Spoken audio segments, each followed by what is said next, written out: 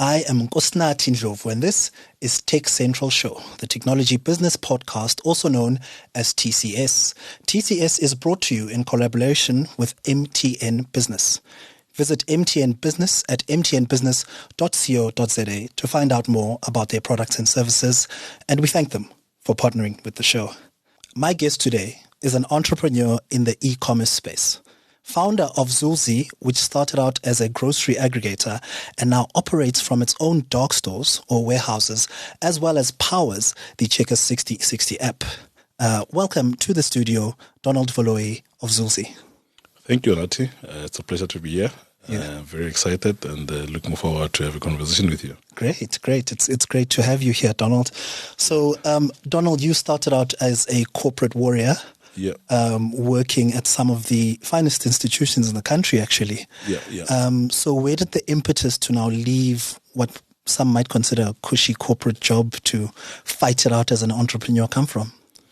Look, I think I'll say from day one I knew that I'm going to have my own business, right, before I even entered the corporate space. So I think for me, like when I was working for, I think in the later days, I worked for companies like One Connect, I worked for companies like F&B. I knew that, I'm not going to, be one of those guys who are going to climb the corporate ladder. Yes. But one of those guys who are definitely going to go out and start their own things. I was driven more by the ambition to change the world, to change and give more opportunities to other people as well. So I thought, just by starting your own corporate, I could make much bigger impact, than in a corporate space. And then I think in 2012, that's when I decided to call it quits. My last job, I was working for F&B. I then decided to start Zulzi as an e-commerce platform back then, Yes. Yeah. But why e-commerce in particular? Look, I was always fascinated by technology to start with. So everything I was doing was always revolve around technology. So I started by selling books online. Yes. And at the time, I think I was really, really motivated by guys like Galari, Take a Lot. I could see exactly how, they were changing things, for the better. Yes. And I really wanted to be part of that. So I then decided to start my own business, which was then at that stage was focusing more on selling books online. Okay. But what's in the name? How did you come up with Zulzi? Yeah, so the Zulzi name, funny enough, I was actually, I remember I was sitting in the office and I can see that, this thing that I'm studying here is going to become big, right? And I need to come up with a name that will sort of be there forever, Yes. And then as I was browsing through Facebook, I saw this lady's name. Her name was Zuzile. Yes. And I love that name, Zuzile, which means to achieve something. Yes. And then when I saw that name, I was like, oh, here's the name for Zulzi, I took it and then I rearranged it and it became Zulzi. So Zulzi is an achievement. Yeah, exactly. And I love the fact that it sounds like it's Italian, it sounds Italian. So I was thinking, people might not think it's like South African. Yes. Give it an international flavor. Yeah, give it an international flavor. Yes. Others call it Zazi, others call it Zulzi, yes. But it's Zulzi. Right? Oh, no, man. Yeah. It's a great name. Yeah. So, you started way back in 2013. Yeah. But I'd have to say that perhaps one of your most important milestones was developing that relationship with Checkers. Was this prior to COVID or? Yeah, I think maybe I think 2013, right? A little bit of history for Zulzi. I think when we started in 2013, we were just selling books online to students. And then in 2016, and then the idea of building an app instead of just an e-commerce website, that's where it started, right? So in 2016, we built a platform that used to aggregate different retailers, Pick and Pay, Woolworth, Discount Clicks. And then we introduced 1 hour delivery in the country at the time, right? So there was actually no 1 hour. In fact, it was unheard of to say you can get your groceries delivered in 1 hour. And then we started then, and at that time, in fact, there was no partnerships as well. We didn't have any partnership with any of the retailers. Yes. We just went in there, scraped all the data, put into our platform, and then people started ordering, And then we saw our platform started growing. People started to notice, different retailers saw what we're doing. Yes. In fact, at that time, what was interesting was I actually never thought there could be another market for any other retailer except Woolworth, right? Because as we had these different retailers, in terms of market share, Woolworth had 90% market share on our platform. So to me, in fact, it sounded like it was going to be hard for any other retailer. We had other independent retailers, like even like Spar, but they didn't come close to what we're selling via Woolworth, right? So then it almost sounded like it was actually like going to be this platform for like super rich people, right? And I mean, like at that time, I still remember like our top 100 customers, they will spend like between 50 to 220,000 rand every month on groceries, and majority of that was coming from Woolworth, you know. And for me, it's something that I never imagined, you know. So in fact, like when we launched, we actually used to aggregate restaurants, retailers, but then after 6 months of launching, I realized that the food space was getting crowded. When the likes of Uber Eats, Mercedes as well were really coming into that space. And from our side, we didn't have the capital. We were actually just still funding these things from our own pockets, you know. So to me, you know, like I didn't want to be in a space where, because I already seen what Kalahari and Takealot could do in the e-commerce space, and it was very, very difficult for one to penetrate without capital. So I then wanted to be in a space where it's like there isn't like any big player, but then it can give you enough time to own that space. You know? And then to me, like it looked like for food, it was like a little bit too late for us, right? Because obviously these big players were entering the space. I still remember after 6 months, we're doing about R1 million GMV. And then from that R1 million, I think 900,000 rand was coming from fast food, you know, your KFC, Chicken Licken. But then I decided, you know what, let's actually leave that and focus on 100,000 rand, which was groceries. Right? Because what I saw there at the time, the guys were actually offering online or home deliveries. It was Pick and Pay, Woolworth, and they will actually deliver groceries after 2 to 3 days. The experience was not great. You would sometimes you order fat-free milk and you get full cream milk. Or if you are lucky, you know, sometimes you get nothing. You know, there's no communication. So to me, like it sounded like it's a space to be in it. You know, and also like. Obviously, over time, I started to also realize that the technology space, you really need to connect with the rest of the world. So what was clear as well, what was happening in the US, you could see even the likes of Amazon, they were really pushing hard to enter the grocery space. You know? So I remember even back then, players like Amazon bought retailer Whole Foods in pushing to enter the grocery space. So it was really clear to me, like, the grocery space quite critical, it's quite crucial. And it's got a lot of data that is not being used for like, whether if it's advertising, mining that data to me like sounded like it's actually going to be such a valuable thing to do, right? In fact, when I compare it to e-commerce, if you think about it, if someone buys a TV, they might not come back and buy another TV again next month, right? But for groceries, like it happens over and over again, you know. So that means that data is quite valuable, you know, for brands. So to me, when I looked at it, it sounded like this is a very interesting space. And the only way, you know, for you to play in it, you have to get involved very early. And that's why I made a call to say, you know what, let's rather focus on groceries. When it was not fashionable to do that. And it was kind of like a scary decision at the time. You know, imagine like say, you know what, 900,000, and we're not going to focus on it to focus on 100,000. But it actually allowed us to focus more, right? We got better. We're solving problems every day. You know, when you go, I was the guy who go deliver to customers. You're speaking to customers every day.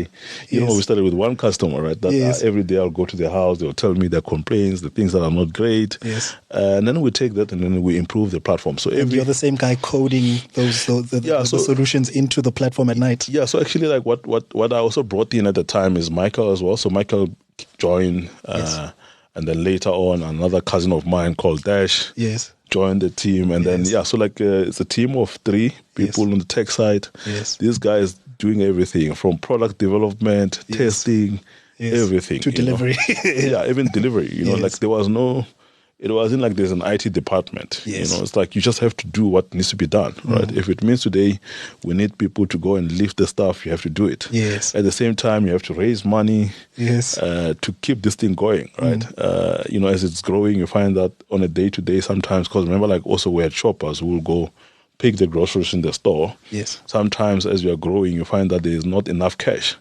And people are waiting in the store, and then you have to get cash to load into their cards, you know.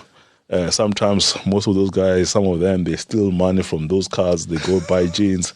So it was quite cumbersome when we started. There was quite a lot of things that one had to do to get this platform going, right? But again, I think for me, it's like when you're driven by passion, and passion, people always think like passion is like, it's great. Passion means you're going to suffer, right? You suffer for these things. And that's what we went through. Like, we're suffering a lot at that time, but we really believed in what we're building. And then fast forward, obviously, then the likes of Checkers before COVID then approached us to say, you know what, like, we want to see how we can work with you guys, and that's how that partnership then came about, right? So you would spend time, so you were fortunate enough to spend time. I guess the market was as you said, it was in the higher end. And you spent time building IP in the space, really building the knowledge of how to do this thing. Because I think it was really COVID that came along and then shifted the market towards, hey, maybe this is something that I can do as an average person on a daily. Look, I mean, it was already shifting as well, right? I think, obviously a lot of people think when they see, people assume that a lot of players during COVID, they built platforms, right?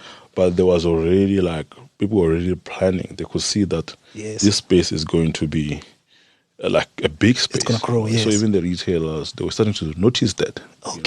Even us, in terms of our numbers, I was seeing the growth, right? I mean, before COVID, for instance, on our own platform as Zulzi, as an independent platform, I think we're doing almost 7 million rand GMV, right? Just before COVID, So that was quite a big number for a startup that had not raised a significant amount of money, So to me, it was very clear, right, that there was actually something, Same thing with the retailers. Obviously, there are guys who are very good in terms of identifying and putting together the right teams as well.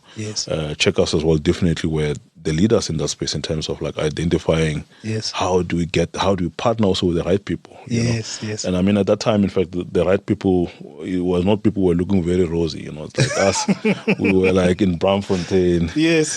I still remember when they had to come to see us, we had to redo the office overnight, paint it overnight. But those are the kind of things that were happening at that time, and this was way before COVID. And none of us anticipated that there was going to be COVID, So which shows you that like there had to be a plan, you have to prepare. So obviously when things are big, people start to assume that it just happened overnight. But no, I think the truth is, and I have to give credit also to the Checkers team that actually even from their side, they started to realize that here's an opportunity. It's coming. This is the space that's going to come, right? And that's what set apart like from every other retailers. Other people were just sleeping. They weren't looking at it. Even people were in our platform. There were other retailers in our platform, but they couldn't see that. They couldn't, every time you speak to them and show them their numbers that, hey, look at your growth. This is you. Every month you're growing 100% month on month. Because also like I think some of the mistakes that people were making back then when you're speaking to them, especially the big retailers, they were so fixated on our numbers, right? Like asking a startup that is doing so much, like where, like for instance, in our case, like we didn't have cash. People are buying. You must raise money. You do all of these things. So when you look at those numbers, in fact, they represented something quite big. But a lot of people were actually thinking like, no, we're going to partner with these people when they start doing 1 billion rand. Right? And forget that, like for us, in fact, the key thing that we had there was the ability to build technology very quickly that can scale, that can work. And remember, if you are a big retailer, you have the numbers. So you should not be worried about bringing the numbers on the technology. If you bring that, those and two, then it flies. Then there's magic. But you've touched on that now. That synergy between you as a startup, you're fast, you're nimble, and then that corporate element coming in via Checkers. How does the relationship, or how did it work? Look, I mean, like it was a very small team on the Zulzi side. I think, in fact, when we got the contract, we had to quickly hire people. I still remember, in fact, when they came to our office, to bring a lot of friends as well, to look like it was a big team, but we didn't have a team, so we had to, after a while, it was more like, okay, cool, now we need to quickly build a team, but also, again, like we're really looking for young people, more energy, we're very passionate, so I still remember I will call the guys, students from Stellenbosch, tell them that we are this startup, doing amazing things in the grocery space. Even our address was in Sandton, even though we're still in Bram, but, hoping that by the time they join us, we'll move to Sandton. You'll be in Sandton, yes. Yeah. So like we attracted all these young, talented people who, most of them today, they still work for us, So, so that was the beginning of our journey. And then obviously we continued to build the initial version of the 6060 platform. And that was the beginning of a great relationship with Checkers, and then over time, then obviously they also invested in Zulzi. Yes. So so that's how our journey started with them. Okay, and then today, yes, obviously you've got that tech element where you're supporting Checkers 6060. How is Zulzi operating as a standalone today? Yeah, so one of the problems that I saw back then, in fact, when I was picking from the different retailers, because obviously we didn't have any partnership with the retailers, which means we're not able to earn any commission from them, right? Yes. And the plan was always, our model, I always wanted to get like some fee, some commission from them, and then add a little bit of a service fee. But when that was not coming, then it meant we relied on the service fees only, right? So which means we're very expensive to the end consumer. Yes. So to me, in fact, it explained why we sort of like had a lot of like high-end customers, as opposed to like your middle to lower LSM. And I think if you think about South Africa, right, in order for you to make it, especially for online, we're already like, if you think about our population, it's a very small number, right? The numbers that we have here, it's quite small. So you really need to build a platform that is going to be there for the masses. Yes. So to me, I didn't like the fact that our then platform, it was very clear that at most, if we had executed everything, you do everything well, it could have been maybe a 1 billion rand GMV business a year, right? Yes. But on the other side, then I realized that maybe if we then establish our own dark stores, which we call warehouses, then we stand a better chance, right, of becoming a big player in the space. Yes. So that's when I started actually like coming up with this idea of actually establishing like warehouses that we call dark stores. This means, by the way, that you have your own inventory. Yeah, so that means we now deal with the FMCGs directly. Yes. So then we started establishing like mini warehouses. So today we've got 7 dark stores. So within those dark stores, what you can do, you can get your pharmaceutical products, so different schedules. Yes. So all those warehouses will also have a pharmacy in them, right? So meaning that like if you're sick, you want to upload a prescription, you can go on the Zulzi platform, upload a script.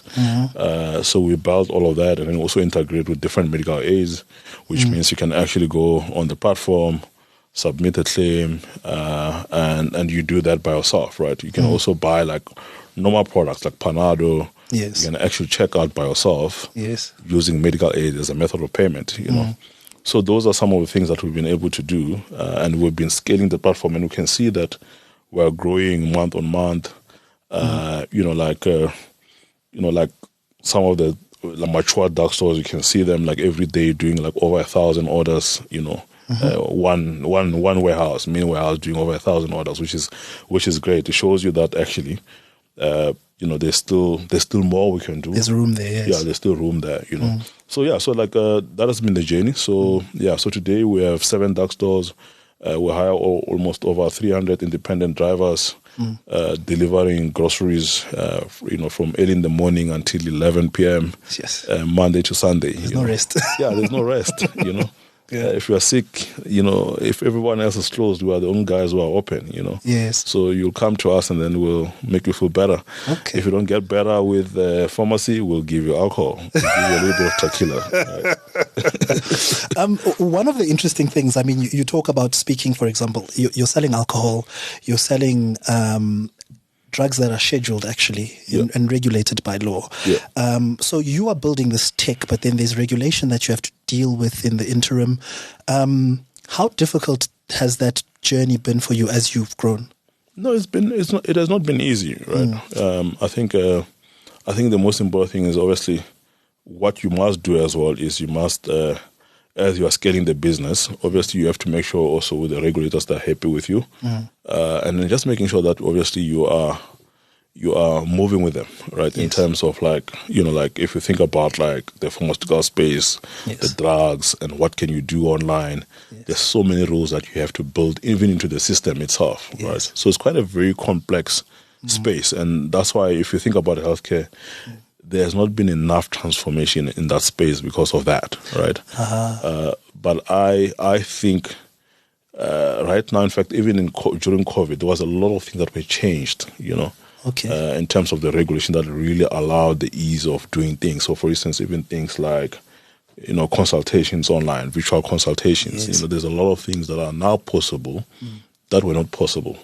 But what is still left now is when I look at the healthcare, it's so fragmented today, right? You have someone who's still writing a script manually. Like that whole process is just too manual. You go to a doctor, if you're sick, you must pick up a phone, you call a doctor, you get there, they write you a script, manual, everything is manual. Everything is manual, right? You must then go and queue in the pharmacy, as if you're not sick, right?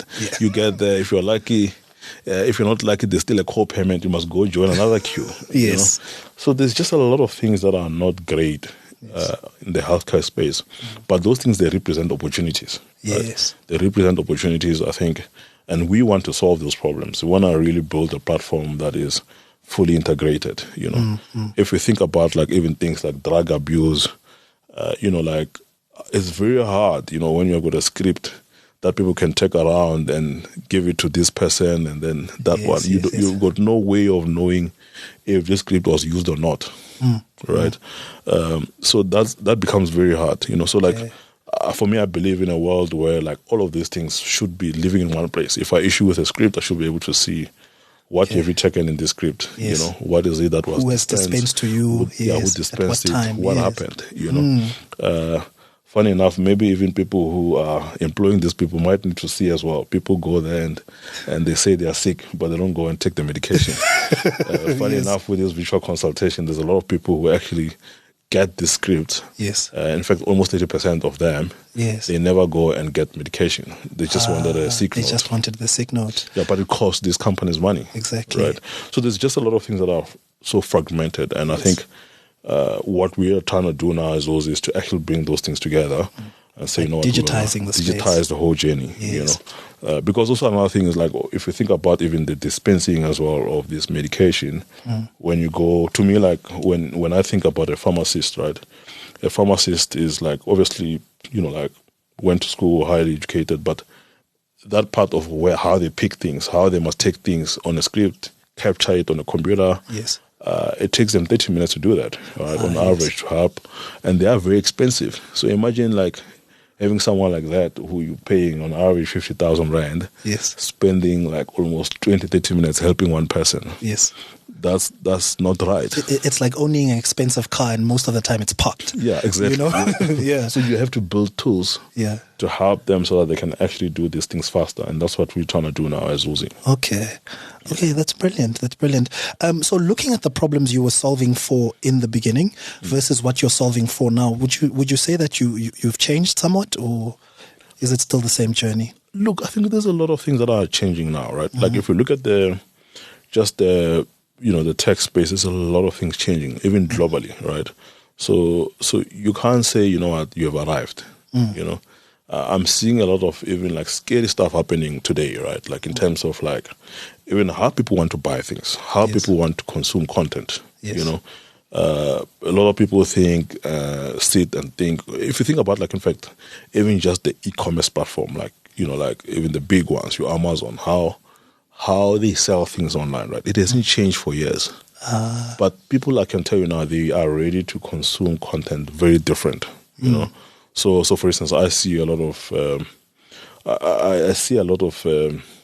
what do you call it, like a rise in terms of how people want to use video, for instance, to buy things, right? Instead of like pictures and all those things. Remember also those things, the reason why we used to have pictures and stuff was because people didn't have better phones, right? They didn't have access to the internet. When they do have access to the internet, surely how they consume these things has to change as well. It has to change. Right? So I can't like just buy a TV and I just see a picture if I'm going to be spending 30,000 and maybe show me a video so I can see more about this thing, you know. Yes. So there's a lot of that shift that we're already seeing, you know. And obviously also people are not people are not patient enough, you know, when there's in the online space, because there's just so many things. You know, you wake up, when you open your phone, you know, like you can either go to TikTok, you go to YouTube, options, there's so many options, right? So making sure that like when the customer comes to you, you present them with the relevant things is quite critical. Because if you don't do that, right, like what you are saying with your TVs, SABC, right, when everybody's fighting to say, can I show you these videos within a space of time? When I go on TV, it's like if I left it on SABC one, it's still stuck there. You know? So when you open it and there's nothing that's like interesting, you just shut it off. Shut it down, You shut it down. And I mean, like those trends, you can see them as well in terms of like a lot of people were thinking like, oh, people that are actually chowing the market share of these guys is maybe your Showmax, your Netflix, but you can also see they're also struggling a bit, right? Because, you know, like underneath there's these social media platforms, right? Content driven that shows you the right things. The rise of AI as well is something that we can't take for granted. And a lot of people, in fact, when they think of AI, they've been thinking of robots. So it's not just robots, right? So AI is, if you think about even TikTok, how they show you that content, they use a lot of AI, right? Things like collaborative filtering, looking at similar users to say, these users, they like 1, 2, 3, 4. If you like A, B, and another user will like A, B, but you haven't seen C, so it's easy for you to recommend this to say, so other users. A lot of data analysis, actually, and profiling. Yeah, that has to happen in real time, you know. And then as you're training this model, you also have to validate that whatever I've showed you, is it right? Did you like it? You know, and also like, for you telling me if you like a certain content, it's not just you going there and say, I liked it or I didn't like it. Sometimes you don't have to tell me. Just by you skipping a video or not finishing it, it could tell me something, you know. So because people are not patient, you know, unlike back in the days where you will send a big form, you know, to say, did you like this video? Did you find it offensive? You know, people could do it then because there was no time. They had ample of times, you know. Remember how, you know, like it's funny, like even back then, right? You will download a movie, right? And you will actually go and watch it. But today, for instance, if you go on YouTube and you save a video, there's a high chance that you might not watch it. Never going to go back, because of like there's just so many things, you know. And those are the things that when you're in this space, you have to keep track of that. Because if you don't keep track of, it's a very dynamic space, right? It's not just, because sometimes people, you find that they forget that the reason why we have certain things like that was because there was slower internet. There were no devices. And then when those things are developing, if you're still stuck on you providing content for the old people, then you're losing. You'll be destroyed. And today when you look at like why, in fact, a lot of these Chinese companies, your PDD, are really like shaking up things. You know, like for instance, people are still looking at like all your big Amazon, your Alibaba, but things have changed quite a lot. You know? So in China, you've got guys like Meituan, you've got guys like PDD. PDD are the same guys who own companies like Temu. So those guys have really been like looking a lot of like, you know, like changing how actually customers should shop online, right? And most of it also driven by how can I offer you video content? How can I do things like what do you call it? Like even gamifying how you shop. You know? So when you are shopping, it's not just you shopping. You know. So in fact, making it fun for the user. So in fact, like if I think about like even how the traditional malls, right, have been struggling, because remember, like there was a time where you would actually go to the mall, right, just to walk around the mall and browse, because you know what, there was just nothing else to do, right? But today, in fact, malls have to bring more entertainment. Shoppers don't want to go to the mall just for fun. Browse. They want to go there for fun. They want to go there for the best restaurant and best experiences. The same thing with online as well. Right? Where obviously when it started, it was just like a mall where you could actually just win by offering people things. You know, just have something. Have something. But now what we're seeing is like the players that are now starting to dominate. Are players who are bringing all those things, like, you know, how can I bring video? How can I bring things like, how can I gamify your experience? You know? So you've mentioned other players in the space, and I guess you're touching on competition. Yeah. And we've seen the e-commerce space now, with the arrival of Shein and Temu, as well as Amazon.com. Yeah. What do you think? How do you think these players are changing the South African landscape? Yeah, look, I think for me, what is also interesting with those players coming here, it validates that South Africa is a very good market for e-commerce, right? And I mean, like, if you compare even like whether if you take someone like Takealot, you compare it to Jumia, that operates in many countries, you will see how strong our market is. Yes. With Takealot just operating in South Africa, you'll see that they actually do better than Jumia, but operating in 5 different markets. It just shows you that South African consumers actually have been ready for the online penetration. There's still a lot of things, obviously, that we can do to make it easy because ultimately what we need as well, right, is to actually, ensure that people in remote areas as well can get easy access. So I still believe that one day, for instance, things like post office can be revived to help with logistics. Because I mean, if you look at global as well, right, like if you look at Amazon in the US, they don't deliver everything by themselves, right? So making use of those facilities can actually help to even reduce the cost, right? Because when you start going to the remote areas, the biggest question is like, how can I deliver things in those areas at a reasonable price, right? Yes, we have these independent couriers, all of these smaller players trying to fill the gap, but ultimately you also need the state to come to the party to help, so that we can actually have better penetration, not just for the suburbs, for all these places, for affluent people. Yeah. Because like remember what I said to you, like I don't think e-commerce, it would be a mistake for us as South Africans if we don't move with everyone, right, in this revolution. And by the way, those players are already doing that. If you look at your team, they actually are already going to the remote areas, delivering there. But if we can do more in terms of trying to build a better infrastructure, that can help, to reduce the cost. So I think in terms of obviously the players coming into the space here, it's also very challenging for the local players, and I think also that's where the regulators can help as well in terms of trying to level the playing field. It doesn't mean when an international player comes here, all of a sudden we should all be excited and be rejoicing on that, right? Because I think you must be proud of your local brands, right? And you have to promote them. In fact, I hope that one day, once we have done enough here, a lot of these local brands also need to start going out, right? And that's what, when you look at a lot of these Chinese brands, they've been supported by the government to come to these different countries, say, actually go to the US, go to South Africa, right? They support them. So I think for me, ultimately, we need to get to a point where we can get a lot of the South African brands, a lot of things that we do here, by the way, right? They are well standards, So and I think sometimes we might take it for granted. You might think, this is standard everywhere, right? So if you think about what Zulzi is doing, what Checkers is doing, what Takealot is doing, it's actually world class. So we need to be very proud of that and ask ourselves, how can we better support these platforms, because those platforms as well, they pay tax here locally, right? They employ local people. There's a lot more happening here, So not to say that obviously in the tech space, the world it's got no boundaries, right? And no one's going to come here. But what we need to see or identify is we have to take pride with our local players. Remember, when you have got a lot of the transactions happening, these international players, when there's a problem, sometimes they just come and say, what's going on here with these people?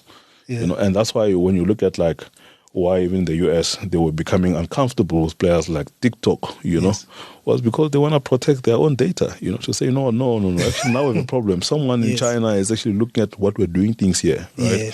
So the same thing that we also have to do, obviously, in terms of protecting the local players, to say, how can we better protect them? How can we also make sure that in terms of legislation, everything set them, it doesn't bring them down, right? You sort of do things that can actually help to propel and create more jobs, you know. So, and I mean, if you look at the online space as well, it's going to create more jobs. It gives more opportunities even to smaller businesses. I mean, what we do as Zulzi as well, we also give access to smaller players to say, you know what, if you can't qualify to sell in a big retail because their requirements are quite big, you can come to us. You can come to us with 12 products. And we'll list you. We'll list you there, instantly, you know. So those are some of the things that I think it's needed, and the government needs to see that as an opportunity to say, you know what, e-commerce can actually help. Because you know what, if there's one thing that I like about e-commerce, it's the speed in which things happen. You know, it's so easy for you to say, you know what, if you were to support e-commerce, you can easily create 10,000 jobs easy within like a month. Yes. And you can double it over and over again. You know, so if I was government, I would say, you know what, you have to really pay attention to that to say, what are we doing in the e-commerce space, right? And I guess from one side, I guess maybe funding is one form of obvious support, but also creating kind of an enabling regulatory environment where young players can grow is also important. Definitely.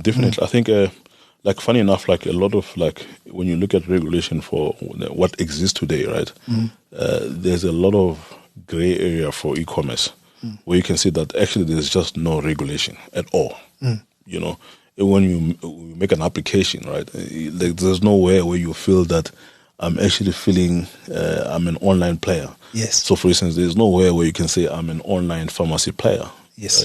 Right? They expect you to have an address. Yes, you must have the address. You must have the physical, everything. Yes. Right. So those are some of the things that needs to be changed, definitely. You know, and that's why for me, like, you know, when people are talking about AI and all these things, I'm like, no, there's still some basics that we need to get right. Yes. And we need to get them right quickly, because if we don't, we run a very big risk of people just coming to take over and do everything. Yes. And then we lose out and we can't participate as South Africans, you know. So I think definitely the government will have to play a big role in terms of helping out, right, in terms of making sure that the online players are not, you don't put them in a disadvantaged place, you know. Yes. So, and also, like, you know, if you think about e-commerce right now, there's a lot of investment that goes towards it, right? A lot of people think e-commerce, you just come in there, you make money, you are profitable, everything is all good. You need scale, and the reason why I'm speaking about like the need for even your post office to be revived is because scale is very important. Yes. Right. So you can deliver if you don't have scale, you can deliver things and lose money, right? And that's why, like, if government thinks, oh, now let's create a leveling field where we can have everybody to take on the big players, right? Yes. You just lack that understanding of, like, they're gonna be losing money, right? Because you need scale, right? Yes. And just to explain it in a simple way is because I also see a lot of people, even whether if it's a restaurant, saying, you know what, we want to do our own deliveries, and they never work. You know why they never work? Because you don't have scale. Don't have the scale. Yeah, when you don't have scale, in simple terms, think about it this way. When you hire a driver for a restaurant, you say they're going to deliver my orders, right? And you pay them 12,000 Rand, and then you pay a bike 5,000 Rand, whatever, for fuel and for maintenance, which is 17,000. Yeah. But you find that that driver actually is getting one order, right, every day. Then that doesn't make sense, right? And sometimes, and for you, in fact, for you to scale, it means you must be giving a very good service. Yes. Right, meaning that people are getting stuff on time. Yes. Right. So means actually what it means you need to inject capital from day one, and not make money through it. You know, and that's why, in fact, it's better than to have these aggregators help you to provide that service. You know, so those are some of the things that you have to be very careful, because a lot of people as well, the regulators, when they look at the space, they're like, no. We have a problem here. We have big players. Yeah, we've got big players. You know, but the space exists because the big players are there. Actually. Yeah, they're needed, right? So you need to support them, right? Okay. So that's the part where I think, like, really understanding the space in terms of what are the enablers in the space, and what role can they play? You know, not to suppress this player, but to enable them, you know, to do more, right? Yes. Definitely, like, even also in terms of the labor laws as well, right? You have to look at it very carefully as well, right? Because, you know, sometimes I feel like people forget that we're in South Africa with the highest unemployment rate. You know, so some people, I see them, they get motivated when they see what's happening in the US. And they're like, oh, we're going to take the same thing here, this labor laws. You know, it doesn't, you can't do the same thing in a country which has got the highest unemployment rate. Here things are slightly different. You want to make sure that, like, for instance, for startups, right, it must be easy for startups to hire people. If they don't perform, it must be easy for them to fire them, you know. It can't be expensive, Yeah, it shouldn't be like, now all of a sudden it's like, oh, you have to think twice about, like, should I hire someone or not, right? But in a country where there's a high unemployment rate, people should be competing. For jobs, you know. That means, like, even in government, you should not be having someone who's giving you attitude, who doesn't want to serve you, all right? Yeah. People must compete because We've got so many of them unemployed. Yes. So the best people must come and help the economy to drive it forward. Excellent. You've touched a little bit on this, but could you talk more to the future of e-commerce? You've said data analysis, video content are two things. What else do you see happening in this space? Yeah, look, I think, let me say, generally AI is just is a space where everybody has to be in it, right? So AI, and like I said, I think a lot of people have been thinking more of robotics and everything, right? But there's a lot of things that are happening in AI, right? So I mean, when I spoke about the video content in terms of what makes TikTok to be, who they are today, right? Is mainly because of having created a platform that is AI driven, right? So how they show you the content, really AI and everything, from the beginning to the end, well driven by AI. Yes.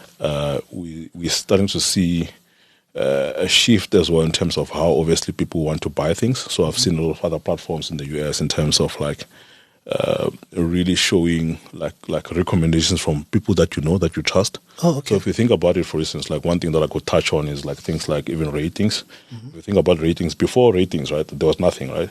And then there were ratings, right? Yes. And then people really loved them, right?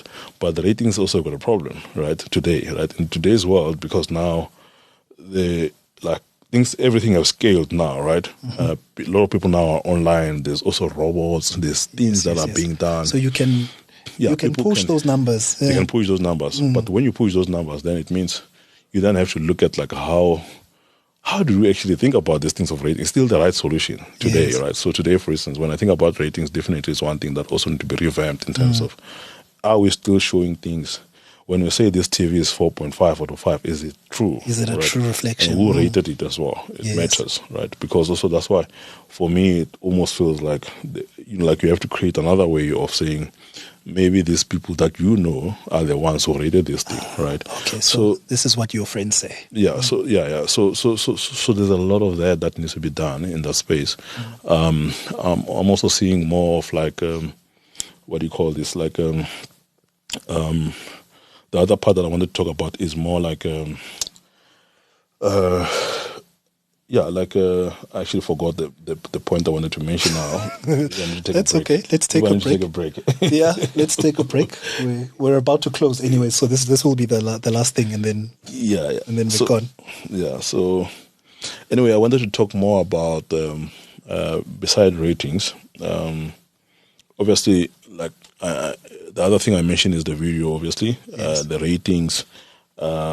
And obviously the speed as well, right? So speed is also very critical in today's age.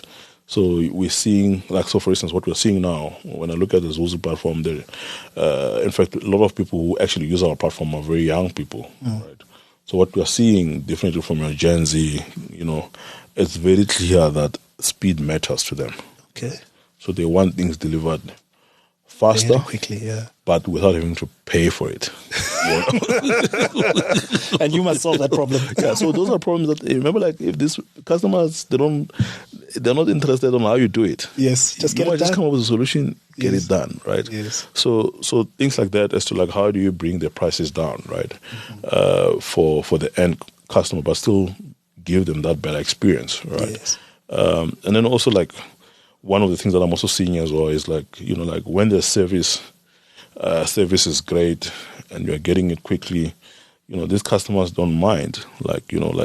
They can try things. They can try any other brand. Oh, okay. As long as you can promise me that you can. That's why if you look at the likes of Timo and everyone, people didn't know those people.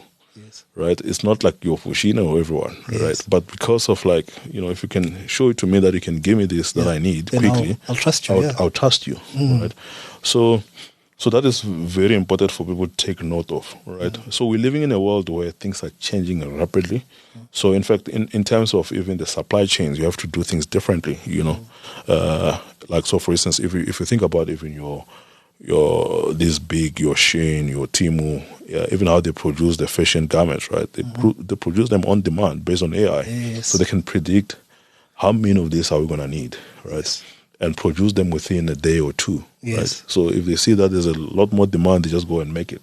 Yes. And then instead of incurring stock that you could end up losing stuff, yes, you don't have that problem anymore. Yeah. You know? So there's definitely a lot. On our side, what we've been doing as well is we've been doing a lot of things like on the prescription stuff to say, you know what, when you upload a script, can we read that script, you know, recognize all the characters and really generate an order, right? Okay. So even when it's handwritten, right? So I okay. can actually generate an order for you. So instead of you having to wait for someone or a pharmacist to capture the script to read it, so you can literally upload the script and then get your card ready within seconds, and you can check out, pay, do everything online, you know.